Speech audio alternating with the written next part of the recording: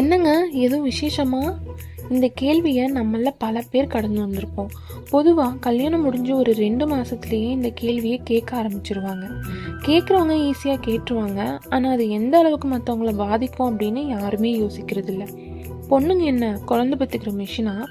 கல்யாணம் ஆனால் அடுத்த மாதமே ப்ரெக்னென்ட் ஆகணும்னு எதிர்பார்க்குறதுக்கு, எப்போ குழந்தை பெற்றுக்கணும் அப்படின்னு அந்த பொண்ணும் அந்த பொண்ணோட கணவரும் தான் அதை முடிவு பண்ணணும். நீங்கள் கேட்ட அந்த கேள்வி அவங்கள திருப்பி திருப்பி அதை யோசித்து எங்கே கொண்டு போய் நிறுத்துது அப்படின்னு உங்களுக்கு தெரியுமா? முழுசாக ஆரோக்கியமாக இருக்கவங்கள கூட நம்ம உடம்புல ஏதோ குறை இருக்குது போலன்னு ஒரு தடவை ஹாஸ்பிட்டல் போய் பார்த்தா என்னன்னு யோசித்து ஃபர்டிலிட்டி ஹாஸ்பிட்டல் வாசலில் போய் அவங்கள நிறுத்த வைக்கிது. எத்தனை பேர் இந்த மாதிரி எக்ஸ்பீரியன்ஸ் பண்ணியிருக்கீங்க அப்படின்னு கமெண்ட் பண்ணுங்கள்.